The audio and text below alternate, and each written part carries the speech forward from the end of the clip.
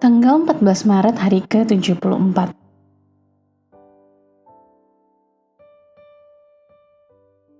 Refleksi dan penyembahan.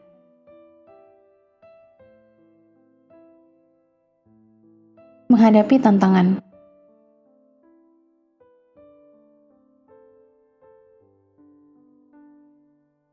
Ketika kita menaruh kekhawatiran kita di tangan Tuhan, Tuhan akan memberikan damai di hati kita. Refleksi. Minggu ini Anda telah membaca tentang para hakim bangsa Israel, pemimpin militer yang berjuang untuk membebaskan bangsa dari dosa yang terus-menerus. Meskipun lebih dari selusin hakim dijelaskan dalam kitab Nahum Hakim, Deborah dan Gideon dianggap sebagai dua yang terbaik. Deborah, seorang nabia dan penulis lagu, memainkan peran penting dalam membebaskan bangsa Israel dari penindasan orang Kanaan. Gideon, pria pemalu tanpa identitas yang menonjol, memimpin kelompok militer yang sangat tidak biasa dalam mengalahkan tentara Midian, tanpa perang yang konvensional pada masa itu. Kisah Simpson, pria dengan kekuatan fisik yang luar biasa dan kelemahan moral yang sama besarnya, menjadi fokus pada paruh kedua kitab Hakim-Hakim. Meskipun diatur sejak lahir oleh orang tuanya untuk melayani Tuhan, Simpson berakhir dengan kegagalan dan penghinaan.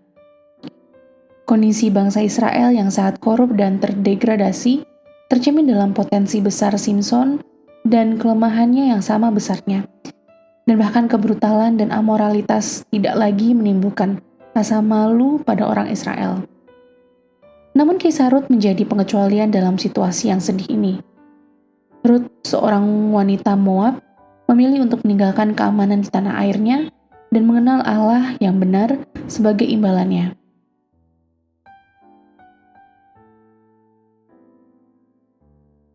Adorasi. Tuhan yang menentukan meskipun manusia dapat merencanakan. Jika Anda berada dalam posisi yang sama dengan Gideon, kemungkinan besar tidak ingin menghadapi tantangan yang ia hadapi ketika Tuhan memberikan kekuatan tempurnya untuk memberikan kemuliaan kepada Tuhan semesta alam. Mari kita lakukan perhitungan matematika sederhana.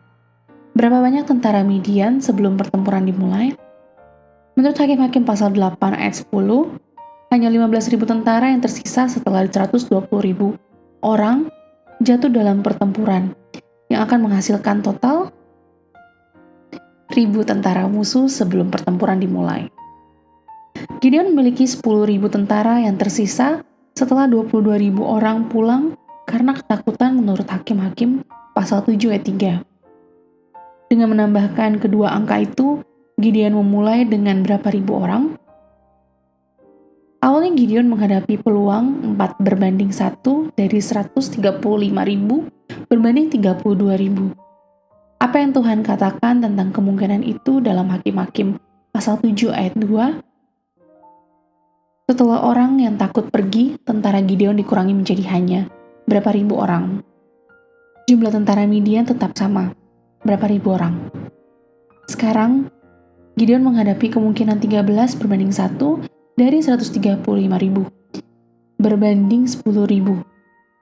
Apa yang Tuhan katakan tentang kemungkinan itu dalam Hakim-Hakim pasal 7 ayat 4?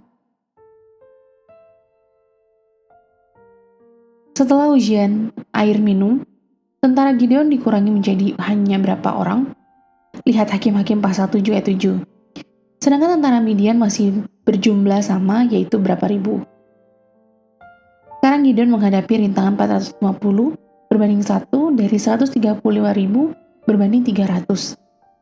Dan apa yang Tuhan katakan tentang kemungkinan itu dalam Hakim-Hakim pasal 7 ayat 7?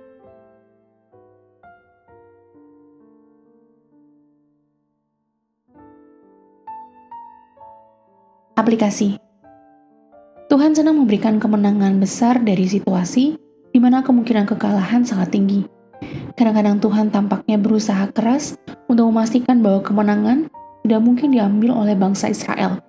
Sehingga ketika kemenangan tercapai hanya ada satu penjelasan, Tuhan yang melakukannya. Apakah Anda memiliki keberanian seperti Gideon? Sebelum menyimpulkan bahwa Gideon adalah orang suci dalam perjanjian lama, ingatlah bahwa ketika ceritanya dimulai, ia meringkuk di tempat pemerasan anggur, mencoba melarikan diri dari mata orang Midian. Lihat Hakim-Hakim pasal 6 ayat 11-12. Ini menunjukkan bahwa Gideon hanya seorang pelayan sederhana yang patuh pada Tuhan, meskipun kemungkinan kemenangan awalnya sangat kecil.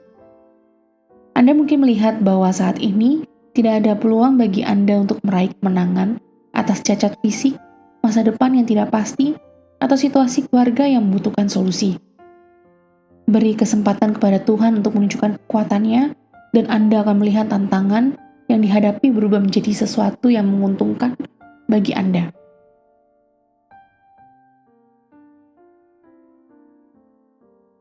Demikian renungan hari ini. Jika Anda ingin mendengarkan bacaan Alkitab minggu lalu, silakan buka tautan video yang tersedia di layar Anda. Amin. Tuhan Yesus memberkati.